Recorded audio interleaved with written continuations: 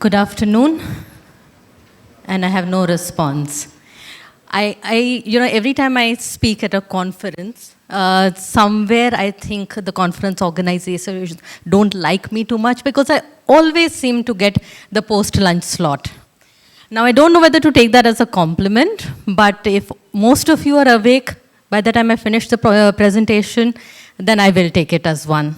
So good afternoon once again. Oh, that was nice. Thank you so much. So people who know me know that I really like to travel. I do a lot of solo travel, but today I plan to take all of you on the journey with me to a lot of different places, exploring a lot of risks and the responses that globally companies are doing to risks. This is just to prove that I'm a risk manager, so the disclaimers do apply. First, I want to take you to this beautiful island of Fiji, and I want to introduce you to Mary. Mary is a rice farmer in Fiji. A couple of years ago, in a massive cyclone, half her house was blown away. 20 acres of her fields were submerged in water. 30 of her goats died. She had to sell 2 of her boats to just fend for herself. Ladies and gentlemen, climate risk and natural catastrophes are a risk that affect not just a small farmer in Fiji, but also the biggest corporations in US or China. Last year, 2023, the economic losses were about 250 billion. The insured losses were 95, so you can actually see the insurance gap here, but $95 billion in insured losses. What is also noteworthy is that last year, the loss of lives was about 74,000. And if you compare the 5-year average, which has been about 10,000, it was really, really high. And a lot of it is due to massive earthquakes in Turkey, Syria, Morocco. If you look at typhoons in US and Philippines, these 2 countries are really notorious for a lot of the damage that natural catastrophes do. Philippines, for example, 74% of the population is affected in some way or other by natural catastrophes and leads to about 3.5 billion USD every year at the minimum. There are areas in USA that are becoming uninsurable. I mean, can you imagine? Actually uninsurable. When you look at California, you look at Florida, you look at Louisiana, homeowners are not able to get insurance. California also has a regulation that prohibits insurers from increasing the rates for homeowners, and so insurers are deciding to walk out because they cannot keep up with the losses year on year. How that affects the homeowners, because if there is no insurance, they do not even get mortgage. So this is a genuine struggle for them, with a lot of them moving their locations just because they no longer can afford to have insurance. The solutions that come up is, one, mitigation. There are organizations who are investing heavily into reducing their carbon footprint, doing net zero. And what you can't mitigate, you adapt. So organizations are now diversifying portfolios, diversifying their supply chains, and finding way to work around the climate crisis. We see a lot of interesting products like parametric insurance, where it's a predefined trigger, and the payout is also predefined, which makes it very easy to have the claims processed. We also see a huge rise in captive insurers, where companies are setting up their own captive insurance companies.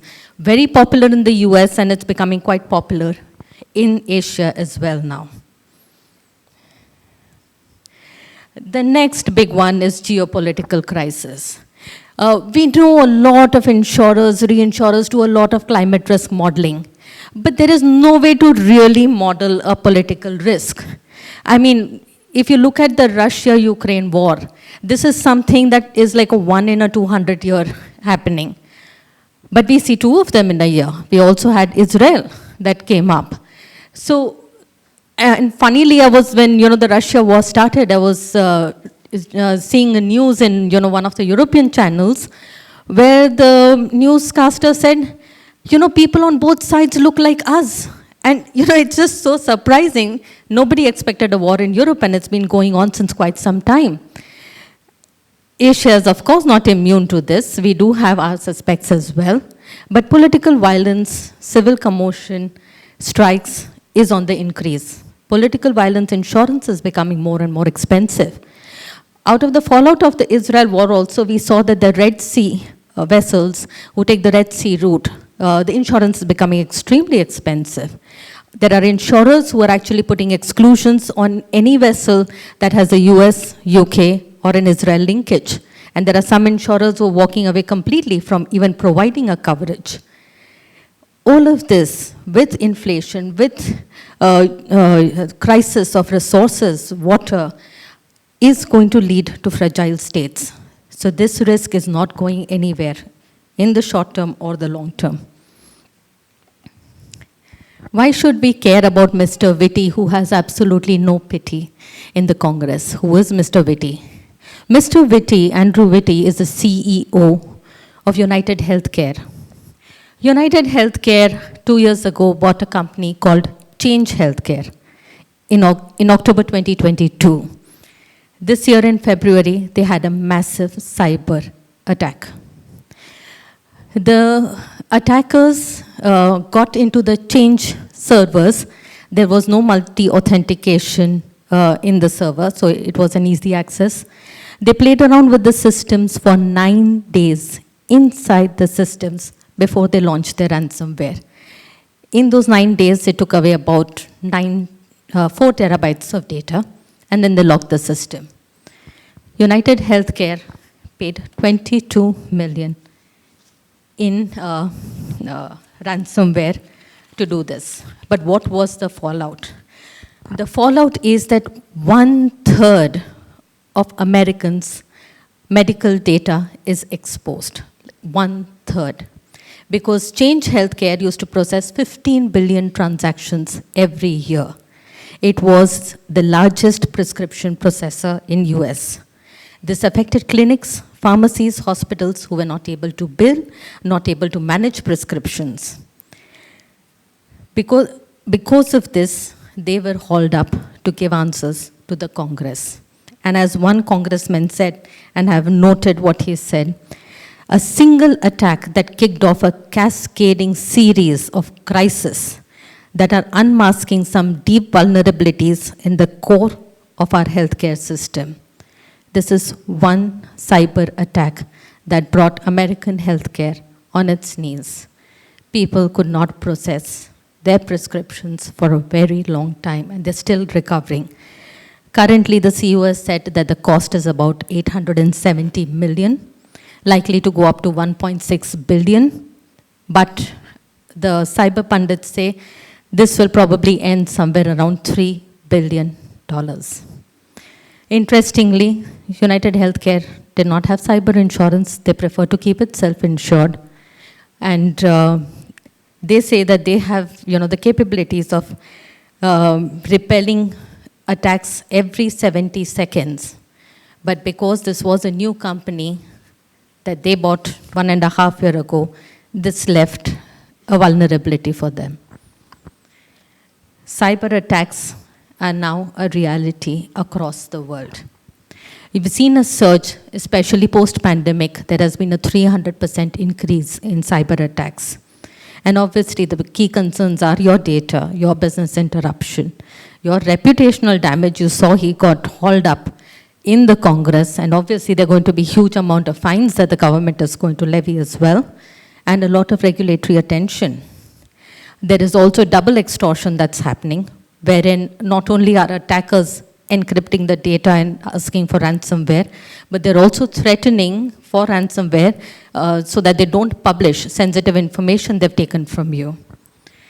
There are a couple of companies, and Descartes is one of them, who's doing innovative covers like a cyber pandemic, parametric, where the business interruption loss is pre-decided, and if there is a cyber breach, it is going to be paid out on the pre-decided amount. So you don't have to go about proving the losses.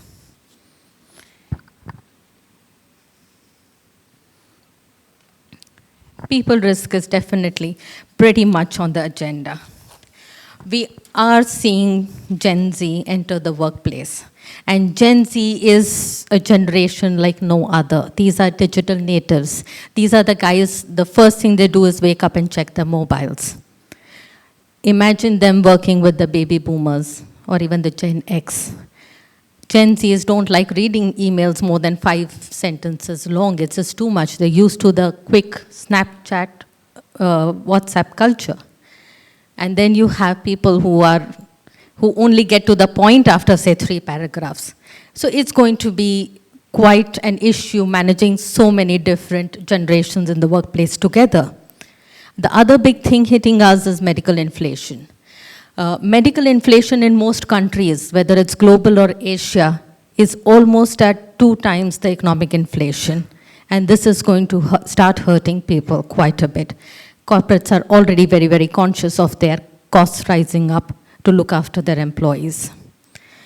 There is obviously, we've heard a lot about war for talent, we've heard about quiet quitting, we have heard about people resigning, we've heard about people doing the gig economy. It's very untraditional forms where nobody wants to work 9 to 5. But again, the Gen Z is also one that really talks about mental health. This is a generation who's very comfortable saying that, I have an issue and I want some help. All of us still deal with stigma about whether we really should approach mental health topics or not.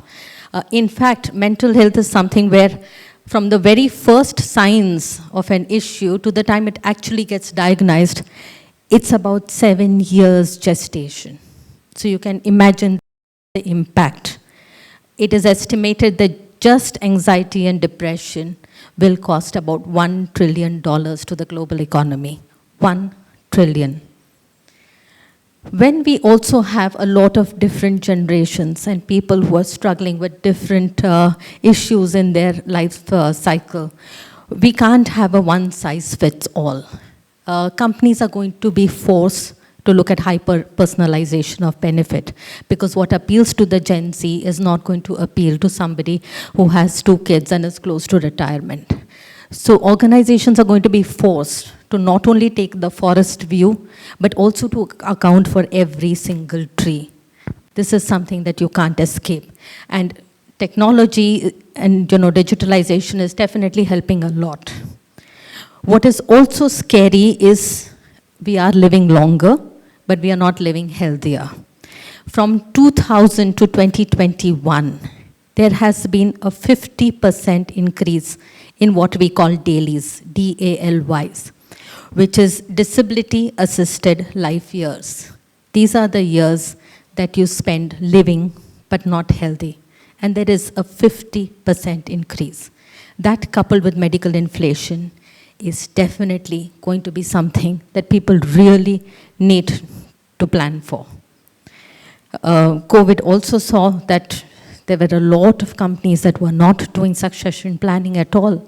Suddenly you have the keeper Snell, who's no longer able to be there, and there is a crisis because there is no second line to support that. ESG is everybody's favorite topic. It is the mantra, people talk about it all the time. But there are risks associated with ESG.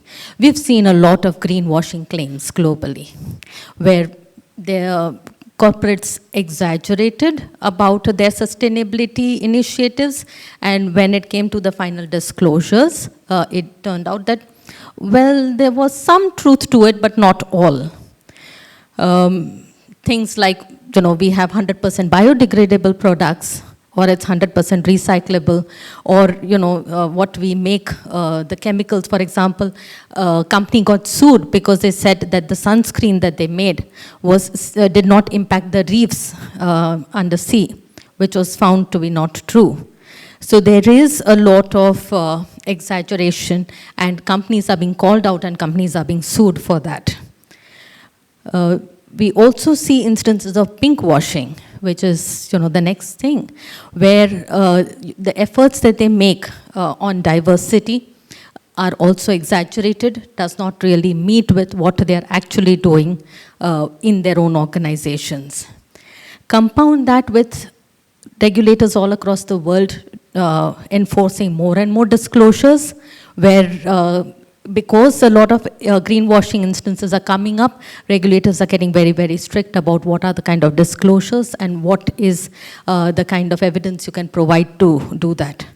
That has now led to green hushing, where now, because ESG is again is so politicized and greenwashing is so rampant, people are scared of getting sued. So they're not talking about their sustainability initiatives. It's going the other way around. There are states in USA who are starting an anti-ESG campaign. And we've seen across the world that people are now talking only 30% of their sustainability initiatives. God forbid that they get called out.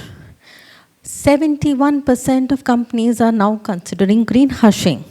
And even closer home, the recent research shows that 58% of CEOs in Singapore have deprioritized sustainability initiatives.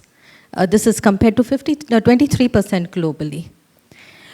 But there are also innovative products like carbon credits insurance, which are coming up globally, where if you have purchased a carbon credit insurance for a particular project that is going to offset carbon emissions, in case, for example, if it's a reforestation project and there is a wildfire or there is a massive flood, and you cannot have that level of carbon credits, this is an insurance that will pay out. It also covers things like misleading carbon credit emission controls as well. So there is a bit of innovation happening, but now this is a topic where everybody is very, very cautious about talking. What is also interesting is that there is a lot of interconnectedness of risk. Let me give you one example.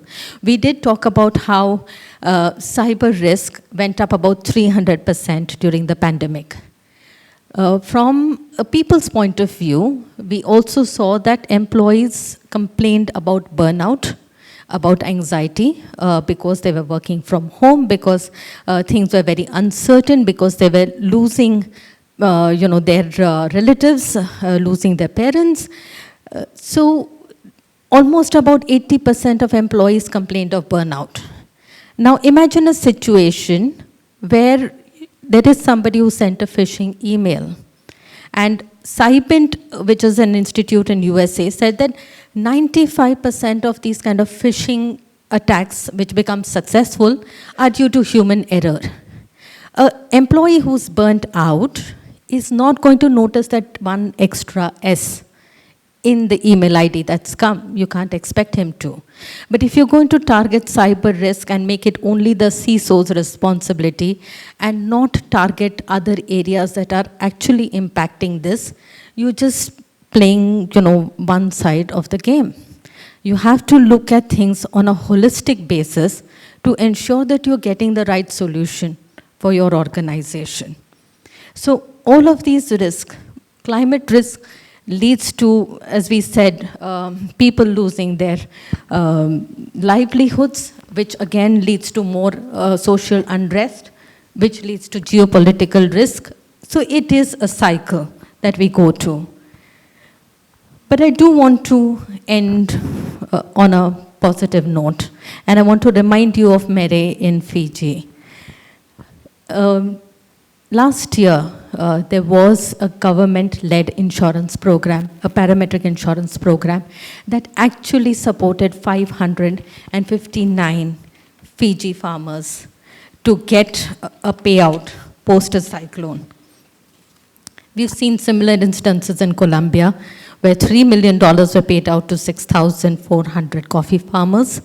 And at home, this is something that I read very interesting yesterday, is a program that is run by SEVA, which is an NGO, along with Swissre and ICSA Lombard, where 50,000 women who are daily wage laborers were paid out $5 a day.